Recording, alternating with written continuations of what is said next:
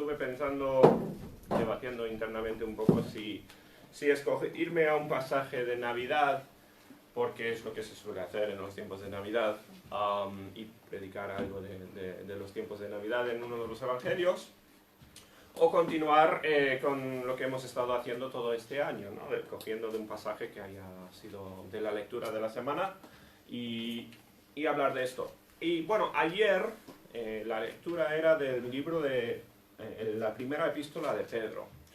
Y decidí al final, vamos a continuar en lo que sería la porción de lectura de esta semana, así que hoy vamos a mirar introducción a la primera epístola de Pedro y vamos a ver lo primero que dice.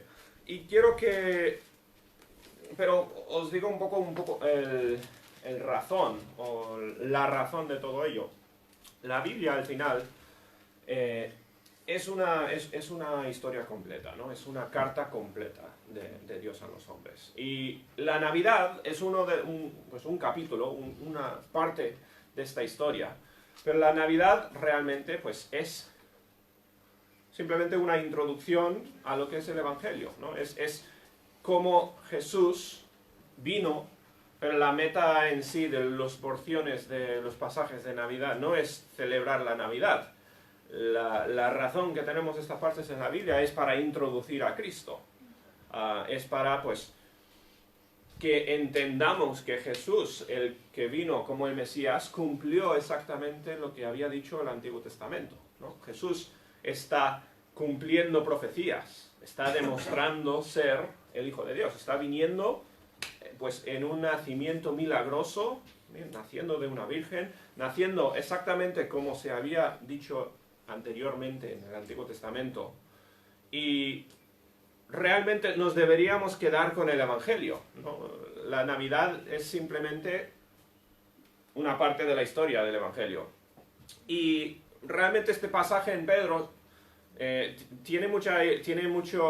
encaja mucho con la idea de la Navidad. Y bueno, a lo largo del pasaje pues iré recordando igual que estamos en tiempos de Navidad. Pero recuerdo, la Navidad que ha llegado a ser en sí esta cosa grande, esta cosa importante, ¿no? Esperamos la Navidad, bueno, a algunos no les gusta la Navidad, es verdad, pero llegamos a estos tiempos pues con ganas de celebrar la Navidad en sí, o igual de pasar tiempo en familia por los tiempos de Navidad, pero deberíamos recordar la importancia bíblica, la importancia dentro de la unidad del Evangelio, que es la Navidad. La Navidad en sí no es importante, excepto que es pues algo que nos apunta hacia Cristo. Bien. Hoy vamos a ver, bueno, el tesoro del Evangelio. Os doy un poco de introducción al libro de Primera de Pedro. Primero vamos a orar y después os doy un poquito de contexto. Autor, pues evidentemente, es el apóstol Pedro. Os diré algunas cositas más y vamos a empezar simplemente con el versículo 1 hablando de la primera parte de este libro. Bien, nuestro Padre, damos tantas gracias por tu amor, gracias por el tiempo que podemos pasar ahora en tu palabra. Pido que nos bendigas, Señor, pido que este tiempo sea de provecho. Pido que me ayudes a mí a hablar claramente, que sea de ayuda a mis hermanos.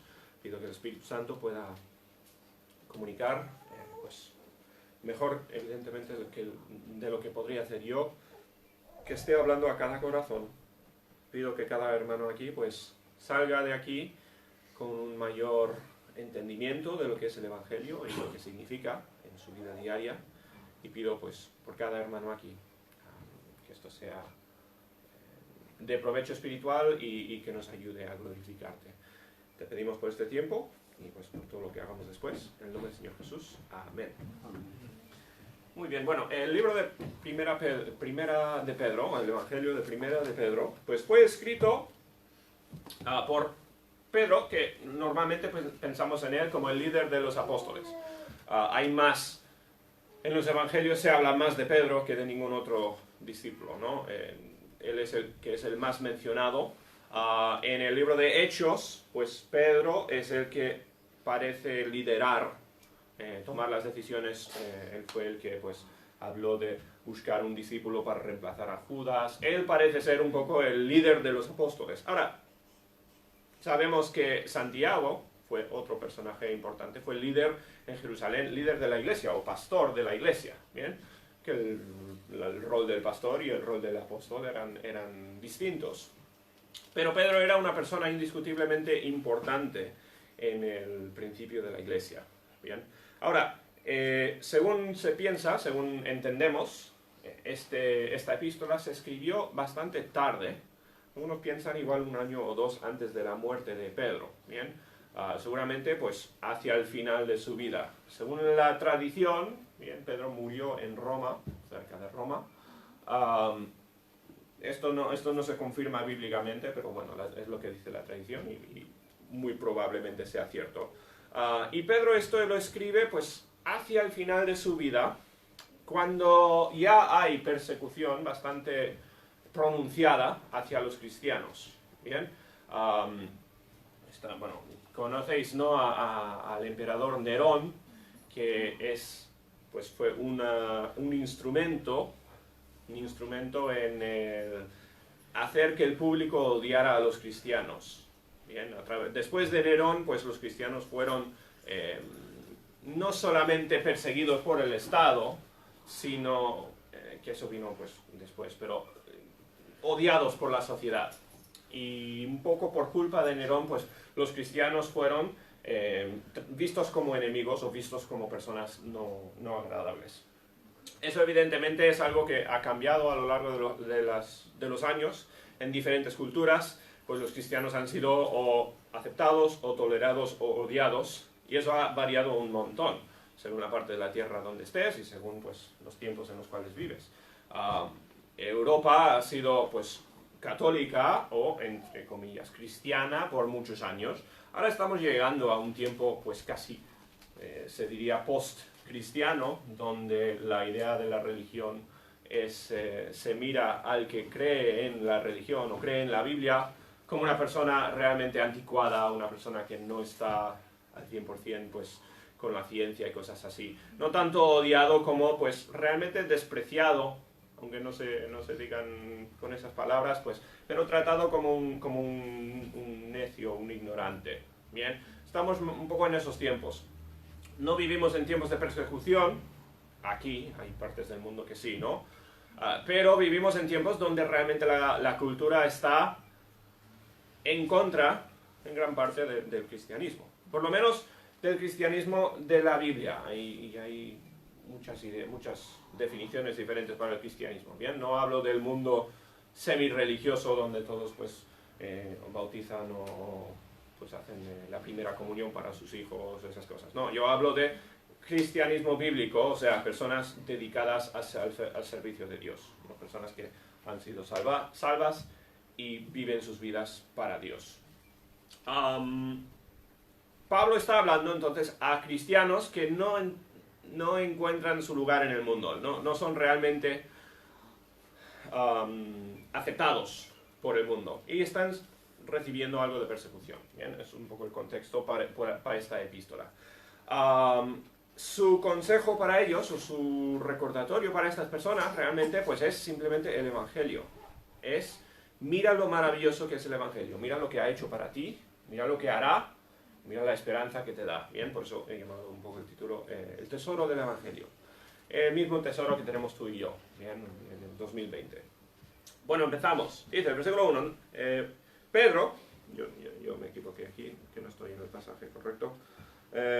Pedro, apóstol de Jesucristo, a los expatriados de la dispersión en el Ponto, Galacia, Capadocia, Asia y Bitinia. Bien, estas son regiones donde el Evangelio ha llegado. Dice a los expatriados por el Evangelio, no está hablando solamente a judíos, está hablando a cristianos. Bien, como digo, esto es un poco tarde en la era de la Iglesia. Uno de los beneficios de leer la Biblia cronológicamente no es que leemos el libro de Primera de Pedro pues cerca del final de la Biblia, ¿no? Porque ocurrió cronológicamente bastante tarde. Ya había pues habían muchos cristianos no judíos, formaban parte de la iglesia, eran pues, mezclados, bien, por decir así. Pedro está hablando a estas personas en todas partes del mundo ya, el mundo conocido. Dice, a los expatriados Dice, elegidos según la presciencia del Dios Padre en santificación del Espíritu, para obedecer y ser rociados con la sangre de Jesucristo. Bien, esto es introducción. Pablo está, bueno, describiendo a para quién es su carta, ¿no? Y su carta es para los cristianos. Les recuerda, fuisteis escogidos por Dios para salvación. Sois o pertenecéis a Dios, ¿no? Sois un grupo definido, un grupo específico que pertenecéis a Dios. Dice, sois elegidos para obedecer. Nos olvidamos a veces que la salvación es ser escogido para obedecer a Dios, para seguir a Dios. No simplemente para tener un pasaje al cielo, sino para vivir una vida en servicio a Dios. Para obedecer, y dice, ser rociados con la sangre de Jesucristo, hablando del proceso de salvación. Gracia y paz os sean multiplicado. Bien, como digo, todo esto es introducción, pero bueno, Pablo está definiendo a quién está escribiendo. Y les está queriendo animar con esta carta. Dice el versículo 3, bendito el Dios y Padre de nuestro Señor Jesucristo, que según su grande misericordia nos hizo renacer para una esperanza viva. Bien, renacer, estos términos vienen de lo que dijo el Señor Jesús. ¿Os acordáis? Pues en Juan 3, cuando hablaba de el que es salvo realmente nace de nuevo. Bien, es tan drástico el cambio como de ir de no nacido a nacido, que el ir de no cristiano a cristiano. Bien, es una transformación completa de la vida. Nos hizo renacer para, dice, una esperanza viva. Bien, esperanza es mirar algo que está en el futuro, estar confiado de algo que viene. Y lo que está diciendo Pedro, pues nos ha hecho renacer para algo futuro. Y la esperanza, pues realmente es una de las cosas que más define al cristiano, ¿no? Vivimos esperando la venida del Señor Jesús, esperando nuestro futuro con Él, pues reinando. Dice, nos hizo renacer para una esperanza viva por la resurrección de Cristo, de Jesucristo de los muertos. Bien, inseparable de la idea del Evangelio. Bien, fe en Jesús y su resurrección es lo que salva. Dice, perdona, yo mando las decoraciones por todas partes mientras predico. Para una herencia incorruptible. Herencia otra vez va con esa idea de esperanza, ¿no? Estamos esperando nuestra herencia. Para una herencia incorruptible. Para mí incorruptible, oye, puedes reemplazarlo como casi sin impuestos, o ¿cómo se llaman? Tasas. Las herencias hoy en día son medio herencias, porque la mitad se queda con el gobierno. Una herencia intocable, ¿bien? Que no se va a perder, incontaminada e inmarcesible, palabras grandes para decir esto no te lo puede quitar nadie, ¿bien? Esto viene de Dios, estás seguro. No hay nada más seguro que la herencia que esperamos. Dice, reservada en los cielos para vosotros. Si no fuese suficiente, pues está en el mejor banco, el banco más seguro que hay, ¿no? Nadie te lo va a robar. Otra vez, Pablo está hablando de la idea de, somos cristianos y vivimos en esperanza. Vivimos esperando lo que viene. Dice que sois guardados por el poder de Dios, mediante la fe, para alcanzar la salvación que está preparada para ser manifestada en el tiempo postrero. Sois guardados, está hablando de el que Dios es el que les sostiene. Otra vez, estamos en tiempos de persecución o en tiempos de fricción con la sociedad. Y Pedro les dice, Dios os está manteniendo, Dios es el que os guarda. Os escogió, os tiene preparado algo para el futuro. No va a pasar nada con tu herencia, no te va a pasar nada a ti, ¿bien? Porque Dios te está guardando. Estáis guardados para alcanzar la salvación, ¿bien? Y me gusta la terminología aquí, nos recuerda, ¿no? La salvación no es algo simplemente que ocurre en el momento de orar y pedir a Dios perdón por los pecados. La salvación, eso pues muchas veces decimos, el momento de mi salvación fue tal, ¿bien? Tiene su sentido, sí, pero la salvación no es algo de un momento, ¿bien? Hay un sentido bíblico, en el que fuimos salvos, en el que estamos siendo salvos ahora, por medio de la santificación, y en el que seremos salvos cuando Dios nos glorifique. Bien, aquí Pedro está hablando de la salvación futura.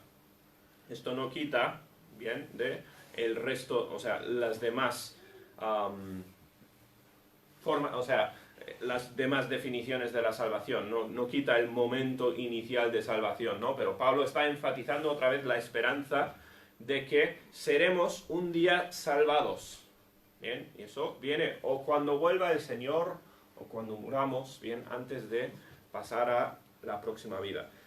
Para alcanzar la salvación que está preparada, dice, para ser manifestada en el tiempo postrero. Bien, Pedro, pues pensando en la venida del Señor Jesús. En lo cual vosotros os alegráis. ¿Vale? Ahora, vamos a ver a lo largo de este pasaje que Pablo está animando a su pueblo, a sus cristianos, a ser alegres. Bien. A mí me da pena a veces que los cristianos no somos todos siempre alegres. El cristiano debería ser, o sea, por lógica y por tener el Espíritu Santo, debería ser siempre la persona más alegre de su barrio. ¿Bien? La persona más feliz, o sea, con sonrisa, con alegría, cantando, como quieras definirlo, ¿no? Pero debería ser la persona más alegre de todas. ¿Por qué? Porque tenemos justo lo que está diciendo Pedro, ¿no? Esta esperanza. Aparte de que el gozo únicamente viene de Dios, pues tenemos la esperanza de este futuro, y el Evangelio es este tesoro que hemos recibido y está guardado para nosotros. Y debería mantenernos pues en todo momento alegres. Ahora, tristemente, la idea del mundo es casi lo opuesto, es que los cristianos pues no saben divertirse, ¿verdad? No saben disfrutar, son uno, la Biblia habla de la idea de la disciplina, ¿no? El negar tus deseos, negar, ir en contra de la tentación hacia el pecado. Y parte por culpa del mundo, bien, y parte a veces por nuestra propia culpa, se ve a los cristianos como estas personas, pues como un monje o algo así, ¿no? Monásticos, que no somos alegres. Bien, y como digo, parte de eso pues es simplemente pues tonterías del mundo. Pero yo creo que muchas veces no demostramos la alegría que realmente deberíamos estar demostrando. Y yo creo que ocurría lo mismo en los tiempos de Pedro, porque les dice varias veces, alegraos. Dice, en el cual, estamos hablando de Dios, ¿no? Dios, en quien nos alegramos, aunque ahora por un poco de tiempo, bien, nos alegramos en esta vida, aunque la vida pues no es ni perfecta ni cerca perfecta. Dice, ahora nos alegramos, dice, aunque ahora por un poco de tiempo, si es necesario, tengáis que ser afligidos en vuestras diversas pruebas, bien, esto no quita del que, pues, bien, a alguien le duela mucho el hombro, ¿no? Y causa eso mucha molestia, mucho dolor. No quita del hecho de que, pues, mueren personas cercanas a nosotros y causa tristeza. No quita de, pues, las pruebas, las dificultades que van por la vida, que a veces cristianos van a pasar más pruebas que otros por el hecho de que Dios manda estas pruebas como crecimiento. Vale, otra vez, con la idea de vivimos en esperanza, durante este tiempo hay pruebas, durante este tiempo hay dificultades. Bien, es lo que estaba ocurriendo con los cristianos en los días de Pedro, es lo que ocurre hoy en día. Bien, como dije, no podemos comparar lo que tenemos hoy en día con la persecución donde pues cristianos morían por decir que creían en Dios. Han cambiado muchas cosas y lo tenemos en muchos sentidos tanto mejor que estas personas, ¿bien? Pero desde luego vivimos en tiempos pues, de prueba. Cada cristiano se va a enfrentar continuamente a las pruebas y también los inconversos, ¿bien? Pero estamos en un periodo, o sea, este periodo no debería quitar nuestra alegría. ¿Por qué? Bueno, porque Pablo está hablando de pensar hacia el futuro, ¿bien? Esta idea de esperanza. Dice, aunque por un tiempo tengáis que ser afligidos en diversas pruebas, dice, para que sometida a prueba vuestra fe, bueno, el motivo por las pruebas es poner a prueba nuestra fe, demostrar, separar. Es que en los días de la persecución, habían muy pocos que se identificaban como cristianos sin realmente querer servir a Cristo. ¿Por qué? Porque identificarte como cristiano era, pues, animar a que te echaran piedras. No habían beneficios sociales con identificarse con un cristiano, ¿bien? Igual estamos volviendo hacia tiempos así, pero como digo, no compara hoy en día. Hoy en día hay muchos que entran y les gusta estar cómodos en una iglesia, les gusta el ámbito familiar de una iglesia, les gusta disfrutar de la comunión y todo esto, y llamarse cristianos sin realmente entregarse y sin realmente ser cristianos. ¿Bien? ¿Por qué? Porque no hay tantos negativos con el identificarse con un cristiano. En los tiempos de Pedro, pues más. Y su fe estaba puesta a prueba. ¿Bien? Estas dificultades lo que hacían era, pues, purificar. El que quería llamarse cristiano para los beneficios que venían, pues, con tener una familia en Cristo, algo así, ¿no? Pues muy pronto veía, oye, me estoy metiendo en más dificultades que beneficios. O sea, está costando mucho y pues esas personas pues dejaban la iglesia, dejaban de llamarse cristianos, ¿bien? Y siempre ha ocurrido en tiempos de persecución, pues la iglesia es más pura. En tiempos de falta de persecución, pues la iglesia se llena, pero se llena de gente pues que no realmente son cristianos, ¿bien? Las pruebas prueban nuestra fe, demuestran la fe que tenemos. Y cuando hay pruebas, pues eso significa que demostramos si realmente tenemos fe en Dios o no. ¿Bien? Bueno, mucho más preciosa, bueno, dice, para que sometida a prueba vuestra fe, mucho más preciosa que el oro, o sea, la fe vale mucho más que el oro, es lo que está diciendo, el cual, aunque perecedero se prueba con fuego, lo que está diciendo Pedro, bien, sencillamente, el oro no va a durar para siempre. El oro es un metal, pues, que perdura, pero no perdura como la fe, bien, no es eterno como nuestra fe. El oro se purifica con el oro, con el fuego. El oro se purifica con el fuego, eso es para eliminar todo lo que no sea oro y para que tengas tu anillo o lo que quieras, bien, de oro puro, o de oro, pues, lo más puro posible. Dice, el oro, el cual aunque perecedero se prueba con fuego, sea hallada en alabanza. O sea, nuestra fe sea hallada en alabanza. Gloria y honra cuando sea manifestado Jesucristo.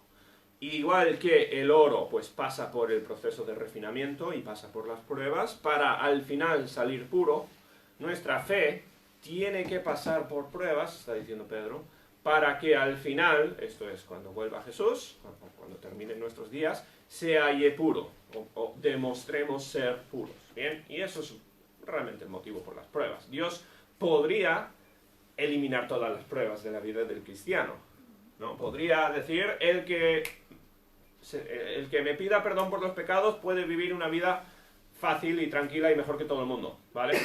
¿Qué pasaría entonces? Bueno, se supone, todos harían eso y no significaría nada el arrepentirse del pecado, ¿bien? La gente diría, pues yo quiero esa vida fácil y cómoda y yo quiero no tener estas pruebas y pum, todos cristianos, y ya no significa nada ser un cristiano, ¿bien? Eso es lo que está diciendo Pedro. Las pruebas simplemente sirven para esta idea de purificación. En tiempos difíciles, la iglesia va a salir más pura, ¿bien? ¿Por qué? Otra vez, habrán menos personas que simplemente sean cristianos en nombre y no cristianos en vida. Para que seamos hallados, dice, en alabanza, gloria y honra cuando sea manifestado Jesucristo. Cuando vuelva el Señor, para que seamos, pues, demostrados cristianos de verdad. Dice el 8, ¿a quién amáis? Jesucristo. ¿A quién amáis sin haberle visto?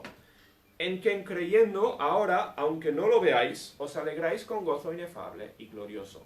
Pedro había visto a Cristo, ¿no? Pedro era un discípulo, había pasado, pues, mucho tiempo con Jesús, bajo sus pies.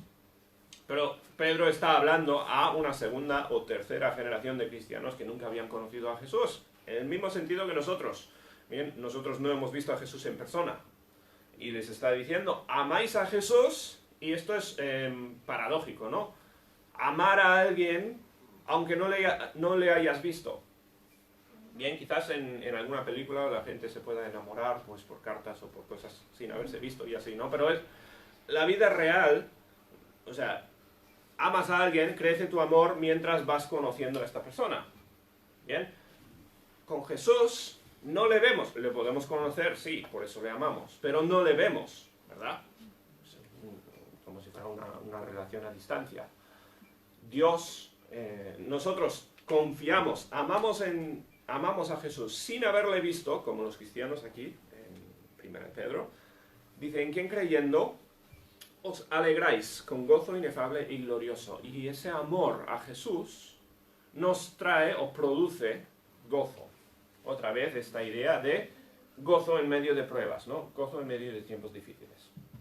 El cristiano nunca no, o sea, no es válida la excusa de pues tengo una vida difícil, tengo pruebas, tengo algo en mi vida y por eso no tengo gozo. Bien, esa excusa no es para sonar bruto, ¿no? Pero, o sea, esa excusa realmente no pesa. Porque las pruebas, bueno, porque Pedro está diciendo, estas pruebas sirven para bien. Estas pruebas son para ayudarte. Por lo duro que sean, a nadie le gusta una prueba, ¿no? Es definición de una prueba. Las pruebas son buenas porque no vivimos, y aquí está la cuestión, los cristianos no vivimos para hoy, no vivimos en el momento, vivimos en esperanza, vivimos para el futuro, confiando que nuestra herencia está segura y la recibiremos, ¿bien? Por eso las pruebas, las cosas duras en esta vida no nos quitan el gozo porque tenemos esperanza, ¿bien? Bueno, bien, continuamos.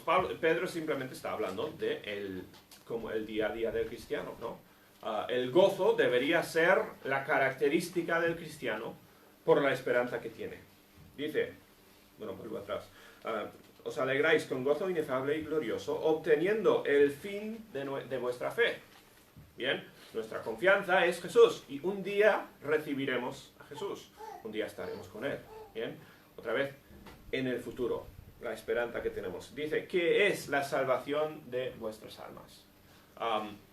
La vida de un cristiano es una persona que invierte en el futuro. Bien, hoy en día tienes a dos clases de personas. La persona que vive, y hablo ahora pues en sentidos puramente económicos, ¿no? La persona que vive para el día, gasta todo lo que tiene al momento, y después hay también la persona que invierte y piensa en el futuro, y piensa pues en el día próximo de tener pues lo que fuera, ¿no? Una casa o cualquier cosa. Invertir es negar alguna cosa en el momento por lo que sabes que puede venir en el futuro. Bien, y en términos, o sea, simplemente económicos, siempre es mucho mejor invertir que el gastar al momento. Bien, eso es simplemente economía, pero para el cristiano, nosotros somos los que invertimos en el sentido de que vivimos para el futuro, vivimos para lo que sabemos que va a venir. Bien, lo que te ocurre hoy, bien, lo que te ocurre pues en este día, el 20 de diciembre del 2000, no rige pues tu actitud, no rige tu felicidad, porque tu felicidad está basada en esperanza, está basada en lo que va a venir en el futuro, y en eso es lo que significa el Evangelio. Obtendremos, dice al final, nuestra fe, Él, que es la salvación de vuestras almas. Ahora dice, versículo 10, aquí entramos un poco al tema de la Navidad, bien, que lo prometí.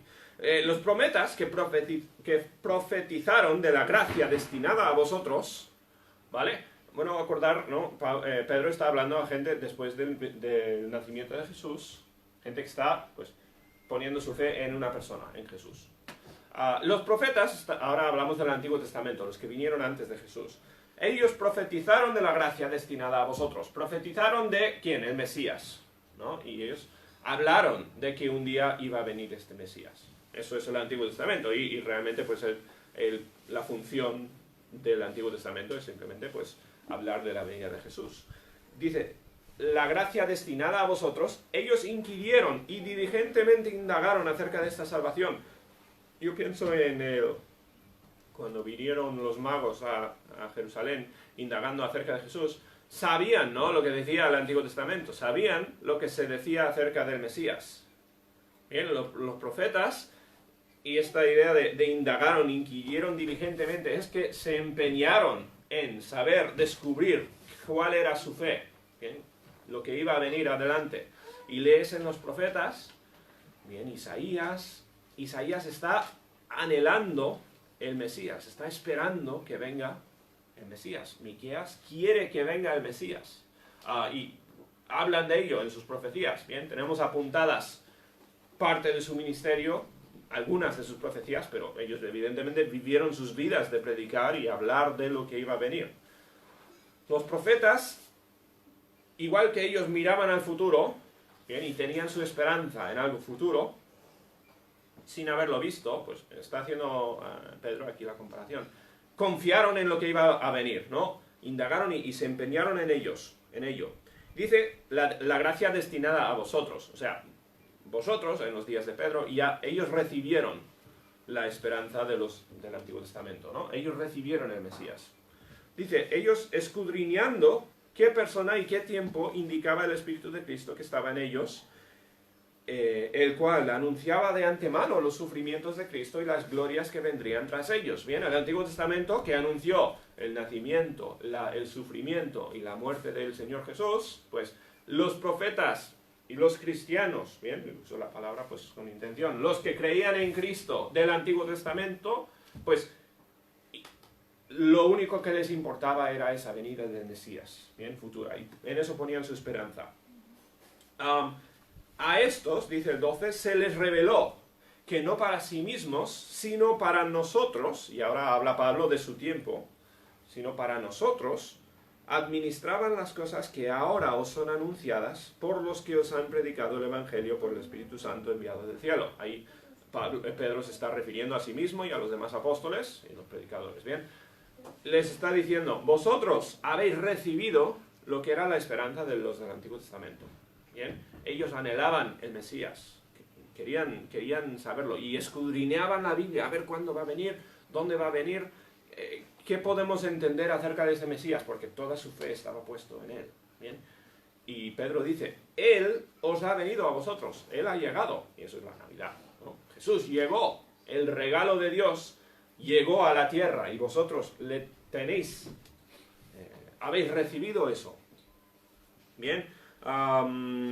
Dice, estas cosas, administraban las cosas que ahora os son anunciadas por los que os han predicado el Evangelio, dice, cosas en las cuales anhelan mirar los ángeles, bien, esto es un superlativo, está diciendo, o sea, cosas tan increíbles que ni siquiera los ángeles tienen el privilegio de recibir la salvación como nosotros, bien, ni siquiera los ángeles reciben a Cristo de la forma que nosotros le tenemos, bien. Pedro está diciendo, pues es increíble, es una cosa maravillosa la Navidad, la venida del Señor Jesús, ¿bien? Es lo que anhelaban los profetas y los cristianos del Antiguo Testamento. Por tanto, para nosotros, dice, ceñid los lomos de vuestro entendimiento, sed sobrios y esperad, ¿bien? Es la idea de todo este pasaje. Esperad por completo en la gracia que se os traerá cuando Jesucristo sea manifestado, ¿vale? Y ahora entendemos la ilustración, ¿no? Entendemos la comparación, ¿no? Por lo tanto, siguiendo el ejemplo de los santos del Antiguo Testamento, que esperaron a la venida de Jesús, y ni siquiera vino durante sus vidas, ¿bien? Esperando en el futuro. Siguiendo su ejemplo, ceñid los lomos de vuestro entendimiento. Ceñir los lomos, pues es como abróchate el cinturón, o es el prepárate, bien, prepárate para la tarea. Hoy en día, pues igual se usaría, pues, sácale punta al lápiz o algo así, prepárate para estudiar, Empeñate en el trabajo, ¿por qué? Dice, sed sobrios, no... Bueno, sabemos lo que es no ser sobrio, ¿verdad? Estar con la mente clara, estar preparados y esperad por completo, confiad por completo en la gracia que se os traerá cuando Jesucristo sea manifestado. ¿Bien? Pero los cristianos a quienes está hablando Pedro viven como en el medio de un sándwich, ¿no? Vino Jesús y los apóstoles le vieron, y los cristianos de un tiempo le vieron a Jesús y le tuvieron pues con ellos, pero Jesús se fue. Y después vinieron los de primera de Pedro, y Pedro les está diciendo, igual que otros esperaron y pusieron su confianza en el que iba a venir, pues vosotros os encontráis en la misma situación, porque Jesús ahora no está, estamos esperando lo que dice, que Jesucristo sea manifestado, estamos esperando su venida, ¿bien? Y no sabemos cuándo va a ser.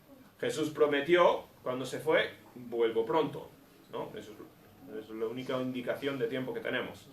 Y Pedro les dice, anhelad o esperad, confiad en la venida del Señor Jesús. Igual que los del Antiguo Testamento esperaban la Navidad, pues nosotros esperamos la segunda venida del Señor Jesús. ¿Bien?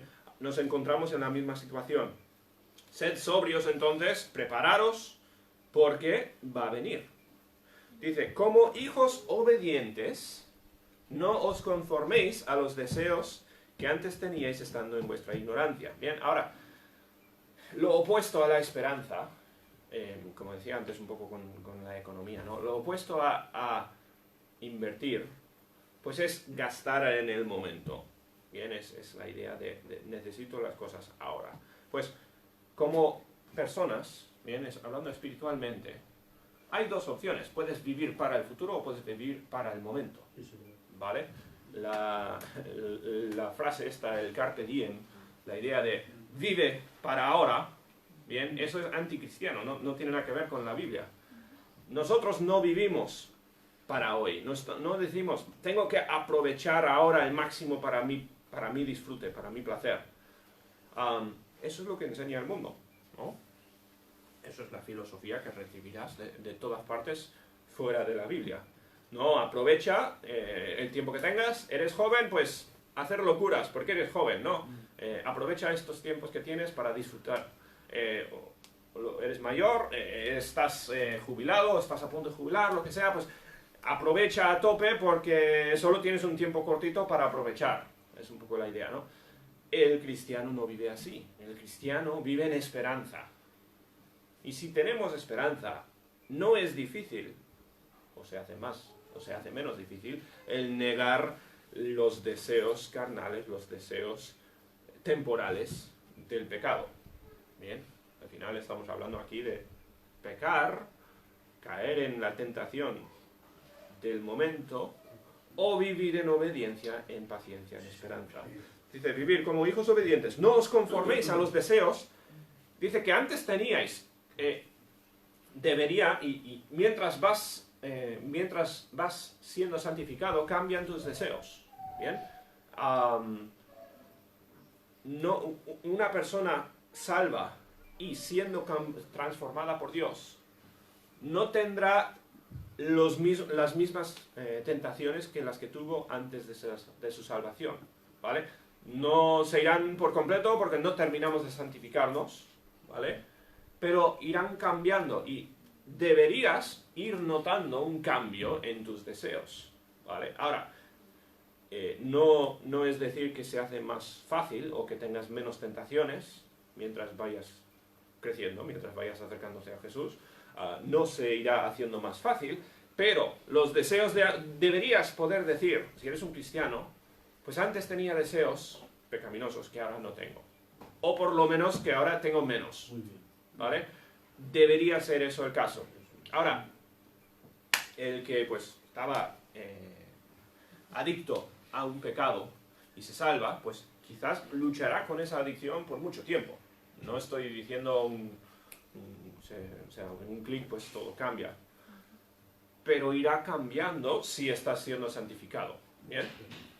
Y vendrán otras tentaciones nuevas también, ¿vale? Pero esto da esperanza al que dice, pues nunca voy a salir de estas tentaciones. Entonces, tengo estos deseos de pecar y no voy a salir de ello. No, cambiarán tus deseos si Dios te transforma, si dejas que Él te santifique. Si no están cambiando, lo más probable es que no estás siendo santificado, no estás progresando como cristiano. ¿Bien? Bueno, dice, conforme a los deseos que antes teníais estando en vuestra ignorancia, sino como aquel que os llamó es santo, sed también vosotros santos en toda vuestra manera de vivir. La santidad, tenemos, hoy se dice santo y se piensa en uno de los santos de cada día, ¿no? De los 365 que habrán, o más. No, la idea de santos, bien, es simplemente pues ser separados, bien, ser lavados para algo. Si cocinas, pues igual tienes una herramienta para una cosa y otra herramienta para otra cosa, ¿no? Usas pues el cuchillo que cortaste una cosa, no lo usas para cortar otra cosa. Bien, la idea de santidad es una cosa es apartada para una cosa, otra cosa es apartada para otra cosa. Y en la vida pues hacemos eso, lo hacemos a diario en un montón de cosas. Como cristianos, espiritualmente, bien, nosotros somos apartados, somos santificados para Dios. Bien, Dios es santo y aquí estamos hablando de separados del pecado, separados de lo que va en contra de la naturaleza de Dios. Bien, Dios es santo, Dios es diferente, por lo tanto, sed también vosotros santos. Bien, como cristianos, seamos diferentes al mundo. No tenemos que encajar en este mundo. Bien, eso sería no ser santo. El cristiano tiene que ser diferente al mundo, tiene que ser chocante la diferencia entre ti y un inconverso, porque estamos apartados, ¿bien? Vivimos distintamente, radicalmente distintamente, ¿vale? Y la santidad no es uno que tiene un aro en la cabeza, no estamos hablando de una persona perfecta aquí o inalcanzable, ¿no? La santidad es ser diferente, ser apartado para Dios y recordar, pues, lo que pertenece a Dios no se usa en el mundo, no es para el pecado. ¿Bien? Debería dar asco, porque somos específicamente para Dios. Somos utensilios, pues, reservados para una cosa, ¿bien? Reservados para servicio a Dios. Como a Él que os llamó es santo, sed también vosotros santos en vuestra manera de vivir. En vuestro día a día, vivir como santos, vivir como el Señor Jesús. Porque escrito está, sed santos porque yo soy santo. Aquí, cuando está hablando en Levítico, que dice esto. Dios es santo, por lo tanto, Él quiere de nosotros lo mismo. Que nosotros seamos santos. Otra vez, santo no significa aquí perfecto.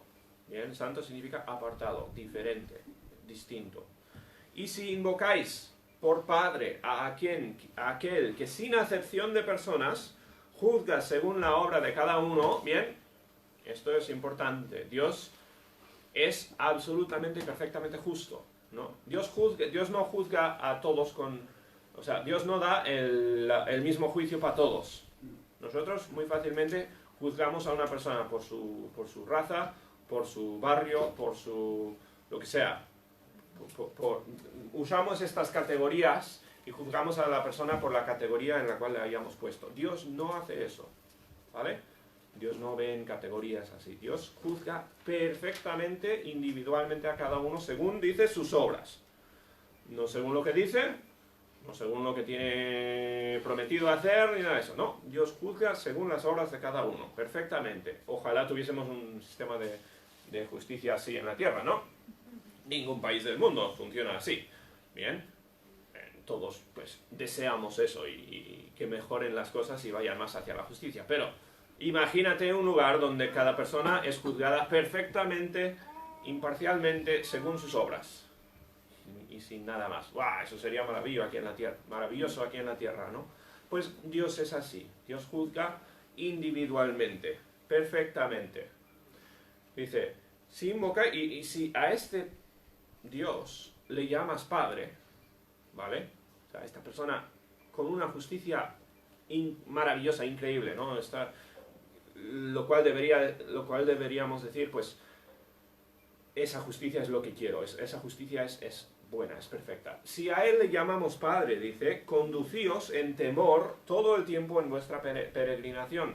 A ver, le llamas a Dios Padre, no vayas después y peques, porque Dios es el que es perfectamente justo, ¿no? Dios es el que conoce absolutamente todas sus obras. No creas, no pienses que por tener el título de cristiano, Dios te va a tratar, vale, este es cristiano y le voy a tratar como cristiano. No, otra vez, Dios juzga individualmente, ¿bien? Igual que, pues, Dios no te va a juzgar por ser de tal raza o de tal grupo o de tal... cualquier grupo que quieras, pues tampoco te va a tratar diferente porque te llames un cristiano, ¿bien? Dios juzga a cada uno según sus obras, ¿bien? Si eres un cristiano, tus pecados han sido lavados. Por lo tanto, no te va a juzgar por ellos, ¿bien? Pero no peques, ¿bien? La idea, vive conforme a lo que Dios quiere, porque acuérdate a quién sirves. Dice, conducíos en temor. No es con miedo esto, sino con respeto, reconociendo quién es Dios. Conducíos con temor todo el tiempo de vuestra peregrinación. Se podría parar en muchos de estos detalles, ¿no? Pero tenemos que continuar. Vivimos aquí, pues, esa palabra es perfecta, como peregrinos, ¿bien? Un peregrino está esperando llegar a ¿cómo se llama? A Santiago de Compostela, ¿no? O lo que sea. Un peregrino, pues, está esperando llegar al sitio de su peregrinaje. Y nosotros somos así. En esta vida no somos más que peregrinos, anhelando lo futuro, ¿bien? Estamos en viaje, no ambulando sin destino, sino que tenemos un destino. Dice, sabiendo que fuisteis rescatados de vuestra vana manera de vivir, la cual recibisteis de vuestros padres. ¿Bien? Los cristianos aquí, seguramente Pablo está hablando a cristianos, pues igual de primera generación. La idea es, fuisteis sacados de una forma de vivir para transformaros en algo nuevo. ¿Bien? O sea, no viváis conforme a lo anterior, no viváis como erais antes de ser salvos. Fuisteis rescatados de eso. Dice, la cual recibisteis de vuestros padres, o sea, en general no está hablando de tus padres específicamente, ¿no? De tu sociedad, de tu cultura. Antes vivías como dictaba tu cultura. No con cosas corruptibles, como oro y plata. Fíjate que oro y plata pues, son de las cosas más preciosas que hay, pues son corruptibles, dice, sino somos comprados con la sangre preciosa de Cristo, como de un cordero sin mancha y sin contaminación. Fuimos, dice, versículo anterior, rescatados, esto significa comprados.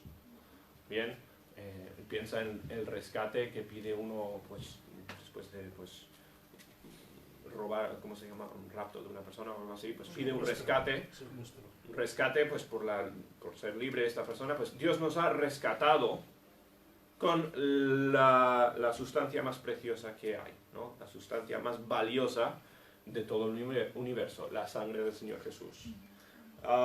Como de un cordero sin mancha y sin contaminación, esto los judíos lo entendían, ¿no? Referencia al Antiguo Testamento, en los sacrificios, lo que Dios le enseñó a Adán y Eva, bien, la sangre de un cordero inocente que tenía que haber roto el corazón, pero en 1000 pedazos a Adán y Eva, ver un cordero inocente muerto por su culpa. Bien, esa sangre, pues la sangre de Jesús es igual. Jesús era perfecto, era inocente y su cuerpo fue roto por nosotros. Dice, ya destinado, nosotros que somos, o sea, Cristo, ya destinado desde antes de la fundación del mundo, pero manifestado en los postreros tiempos por amor de vosotros. Aquí otra vez yendo a esta idea de que en nuestros tiempos ha venido Jesús. No somos como los del Antiguo Testamento, ¿no? Jesús vino para que en nuestros tiempos tuviésemos el Evangelio. Es una cosa que empezó antes de la fundación de la tierra, ¿no? Es un plan que Dios puso en marcha desde el principio del tiempo. ¿Bien? Jesús iba a venir y vino en la Navidad. Y ahora, dice, por amor de vosotros, mediante el cual creéis en Dios. Mediante Jesús, creemos en Dios, quien le resucitó de los muertos y le ha dado gloria, para que vuestra fe y esperanza sean en Dios. Bien, otra vez. el propósito de todo esto es vivir en esperanza, vivir confiando, esperando el futuro. ¿Bien? Habiendo purificado vuestras almas por la obediencia a la verdad, mediante el Espíritu, para el amor fraternal no fingido, amémonos unos a otros entrañablemente de corazón puro. Y yo corté aquí, continúa el pasaje, pero bueno, corté aquí porque hay que terminar en alguna parte, ¿no? No podemos hacer el libro entero. Pedro les ha dado una rápida explicación de quiénes son los cristianos, ¿no?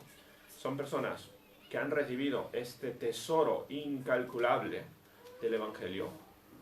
Dios les ha rescatado con la sangre del Señor Jesús y ahora viven en esperanza, ahora viven para el futuro, sabiendo que lo que es por venir es tanto mejor que lo que puede ofrecer aquí en el mundo, que es una tontería gastar su tiempo aquí en el mundo. ¿Bien?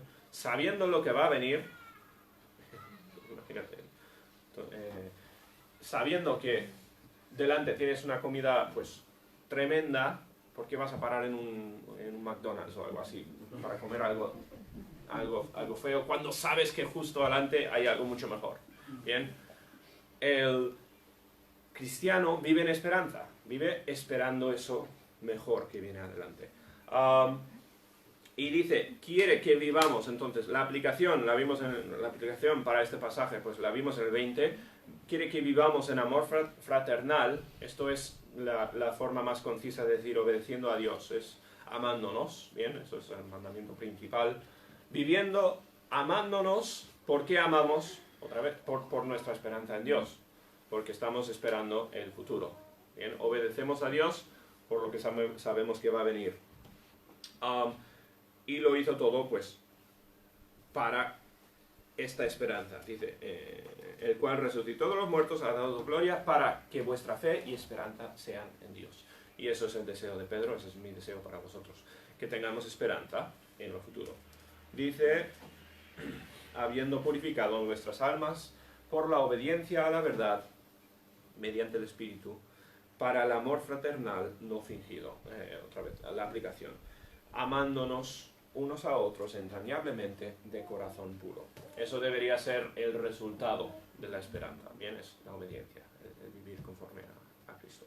Entonces, es un final bastante abrupto, pero como dije, no tenía mejor forma de terminar el mensaje. La idea es, piensa en ese tesoro. A ver dónde está aquí el título otra vez. Piensa en el tesoro. Bien, lo tienes por delante. No te pierdas en los detalles de hoy, los detalles de esta vida. Eso es lo que hace el mundo, eso es lo que hacen todos a tu alrededor, ¿bien? Los que no son cristianos. Viven para el momento, bien, por lo menos espiritualmente hablando. Nosotros no somos llamados a eso, tenemos algo tanto más valioso. ¿Bien? Vivamos con la esperanza de la venida del Señor y de sus promesas, de nuestra herencia, que Pedro lo describió así mejor, esperando nuestra herencia. ¿Bien? Eso nos debería ayudar, animar a vivir hoy correctamente, a vivir hoy conforme a pues, obediencia a lo que Dios ha mandado. Bueno, ahí lo vamos a terminar. Vamos a orar. Que Dios termine así el culto. Después vamos a hacer decirle feliz cumpleaños a Ana y después pasamos a lo de la comida. Nuestro Padre, le damos tantas gracias. Gracias por este pasaje, gracias por el tiempo que hemos podido pasar hoy en la Biblia. Pido que des a cada uno de mis hermanos esperanza. Ayúdanos a vivir para el futuro. Damos tantas gracias por el tiempo que hemos podido pasar. Pido que nos ayudes a glorificarte. En el nombre del Señor Jesús. Amén.